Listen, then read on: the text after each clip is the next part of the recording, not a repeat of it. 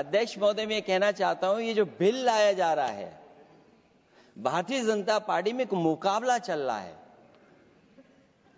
Bharatiya Janata party के अंदर मुकाबला चल रहा है कि खराब हिंदू कौन बड़ा है। और ये बात अध्यक्ष महोदय मैं ऐसे ही नहीं कह रहा हूं। जो पार्टी ये कहती हो कि दुनिया की सबसे बड़ी पार्टी है, अध्यक्ष महोदय वो अपना राष्ट्रीय अध्यक्ष नहीं चुन पाए अभी तक।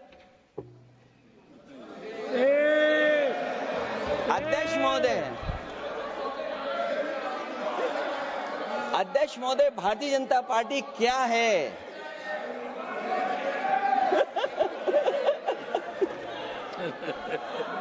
जी मैं अखिलेश जी ने बहुत हंसते हंसते कहा है, इसको हंसते हंसते जवाब देना। इस सामने जितनी पार्टियां हैं उनका राष्ट्रीय अध्यक्ष उन 5 लोगों को ही चुनना है परिवार के। हमें माननीय अध्यक्ष जी करोड़ों सदस्यों में से 12-13 करोड़ सदस्य प्रक्रिया कर कर चुनना है तो देर लगती है। आपके यहाँ जरा भी देर नहीं लगेगी। मैं कह देता हूं अभी 25 साल तक आप अध्यक्ष हो जाओ, नहीं बदल सकता। अध्यक्ष महोदय, क्योंकि जो बात निकल के आई है वो मैं फिर आगे बढ़ा दूं। अध्यक्ष महोदय, जो बात सोशल मीडिया या और जगह गुपचुप हो रही है, कहीं ऐसा तो नहीं था कि अभी कुछ दिन पहले यात्रा जो हुई है वो कहीं 75 वर्ष की एक्सटेंशन वाली यात्रा तो नहीं थी। अध्यक्ष महोदय, और मुझे लगा कि शायद इनकी वो बात ठीक होगी। एक ये बहुत तैयारी के साथ फैसला लेकर के आए थे और फैसला ये लिया था आधी रात के आज के बाद नोट नहीं चलेंगे, नोट बंद हो जाएंगे। अध्यक्ष महोदय, उस नोटबंदी नाकामी के बारे में भी तो चर्चा हो जाए कि अभी भी न जाने कितनी जगह पर कितना रुपया निकला जा रहा है, कितना निकल करके आ रहा है। केवल नाकामी नोटबंदी की नहीं, नाकामी बेरोजगारी की भी है, नाकामी महंगाई की भी है, नाकामी किसान की आय दोगुनी नहीं कर पाए वो भी इनकी नाकामी है।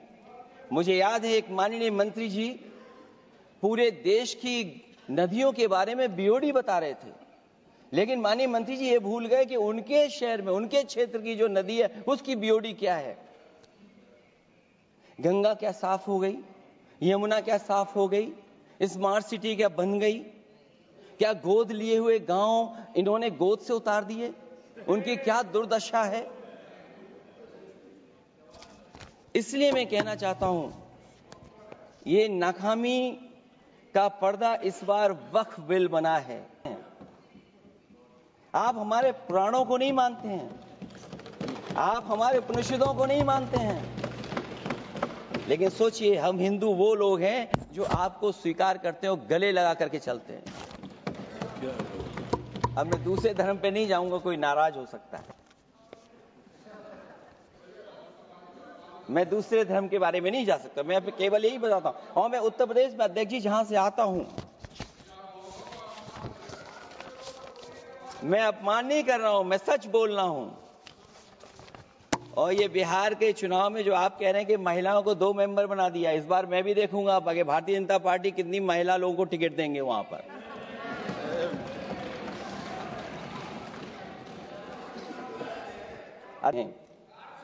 जो अभी तक नहीं मिले, जो अभी तक नहीं खोज पाए हैं, वो 1000 हिंदू की सूची कहां है।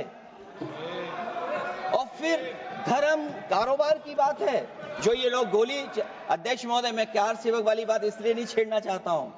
अध्यक्ष महोदय, ये शायद माननीय सदस्य जानते नहीं कुछ सच्चाई नहीं जानते। अध्यक्ष महोदय, ये संविधान की वजह से, संविधान को बचाने के लिए, हिंदू एकता को बचाने के लिए कुछ फैसले लिए गए, लेकिन एफआईआर हम लोगों पे नहीं लिखी गई थी। एफआईआर उन पे लिखी गई थी जो बेचारे तैयार हो गए थे सुबह, लेकिन पता नहीं कहां से फोन आया था, कहा था कि अब तैयार तो हो गए हो लेकिन आप शिलान्यास में नहीं आ सकते। इसलिए बात को इधर से उधर नहीं में ले जाना चाहता हूं। अखिलेश जी जरा वक्त पे भी आ जाओ। अच्छा, वक्त पे आ रहा हूं। नहीं, वक्त पे अध्यक्ष इसलिए आ रहा हूं क्योंकि वक्त समझने के लिए भारतीय जनता पार्टी की सोच क्या है। और ये अध्यक्ष महोदय जब ये कह रहे हैं कि इससे कारोबार होगा, अध्यक्ष महोदय, धर्म की चीजों से कारोबार नहीं हो सकता। हमारे उत्तर प्रदेश के मुख्यमंत्री जी ने भी कहा कि कारोबार होगा। वो 30 की गिनती में उलझे हुए हैं, जैसे 30 मार खाए वो। उनसे पूछा कि जान कितनी गई, वो 30। उनसे पूछा कि कारोबार कितने का होगा, 30 गुणा 10,000 करोड़। सोचिए, कुंभ हमारा क्या कारोबार की जगह है? और फिर उसका कौन नापेगा, कैसे नालाएगा?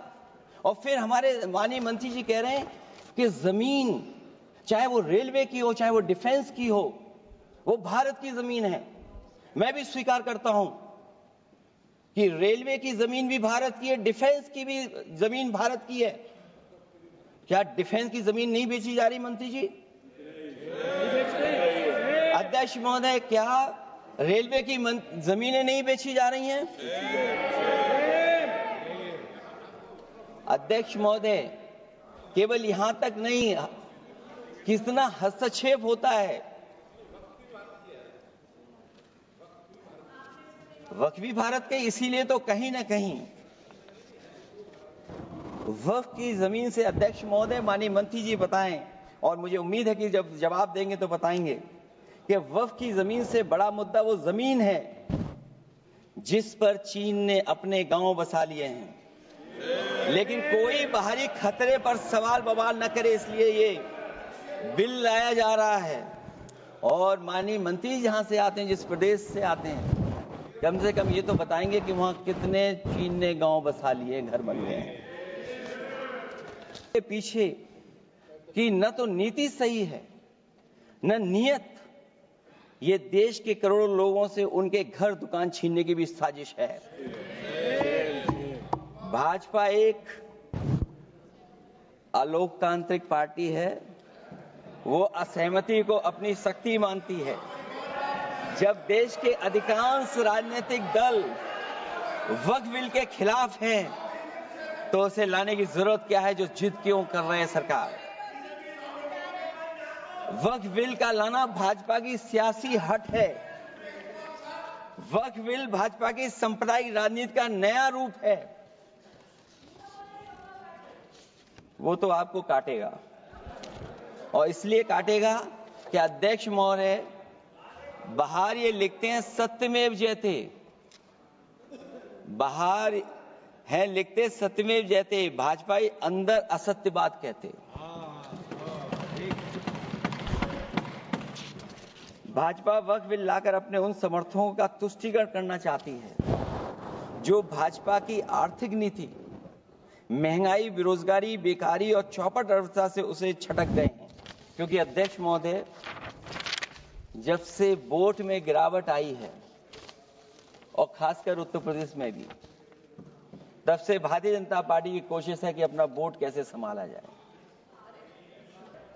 भाजपा का लक्ष्य वक्फ की जमीनों पर है। इन जमीनों का नियंत्रण अपने हाथ में लेकर इन जमीनों को पिछले दरवाजे से अपने लोगों के हाथों में दे देना चाहती है। भाजपा चाहती है कि वक्फ बिल लाने से मुस्लिम समुदाय को लगे कि उन पर हक को मारा जा रहा है, वो उद्वेलित हों और भाजपा को ध्रुवीकरण की राजनीति करने का मौका मिल सके। क्योंकि अध्यक्ष महोदय, भाजपा का लक्ष्य यह है कि ध्रुवीकरण हो, क्योंकि वो जानते हैं कि ध्रुवीकरण जितना होगा उससे वो लाभ उठाने में आगे रहेंगे।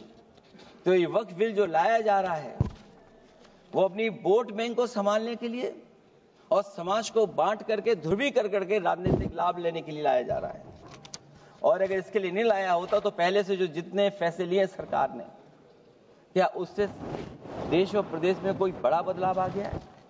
अगर स्मार्ट सिटी का बात करें तो कितनी स्मार्ट सिटी बन गई है आपकी? आपके नोटबंदी की वजह से न जाने कितना रुपया कहां निकल रहा है। और डर तो ये लगता है कहीं भाजपा वाले दूसरों के पैसा रख करके न पकड़वा दें। वक्फ बिल के आने से पूरी दुनिया में एक गलत संदेश भी जाएगा। इससे देश की सेकुलर इमेज को बहुत धक्का लगेगा। वक्फ बिल भाजपा की नफरत की राजनीति का एक और अध्याय है। मैं अंत में कहना चाहता हूं कि अभी तो आपने साथी संभाल लिए हैं, एक साथी तो मुझे दिखाई नहीं दे रहा है, और हमारे जिनका हमने सम्मान किया हमें कहां ले गए आप, और हमें यहां छोड़ गए आप, हमें छोड़ गए। हमें देखिए सभापति महोदय देखिए राजनीति क्या है।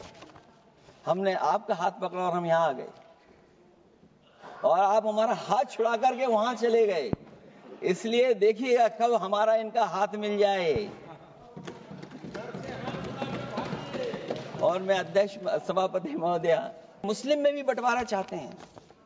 मुस्लिम इस्लाम धर्म में कहीं बंटवारा नजर नहीं आता है, लेकिन इनकी कोशिश है कि इस बिल के माध्यम से हम मुस्लिम भाईचारा में भी बंटवारा करते हैं। बंटवारा तो पीडीए करेगा। अभी देखिएगा सभापति महोदय, हमारे एक सदस्य कह रहे थे कि चुनाव बहुत अच्छा होता है। इनसे बेहतर किसने चुनाव देखा होगा। चलिए धन्यवाद। वोट ही नहीं डालने दिया। सभापति महोदय, मैं धन्यवाद देता हूं। मैं और अपने दल और साथियों के साथ कहता हूं कि समाजवादी पार्टी बिल का विरोध करती है। वोट पड़ेगा तो हम इसके खिलाफ वोट डालने जा रहे हैं।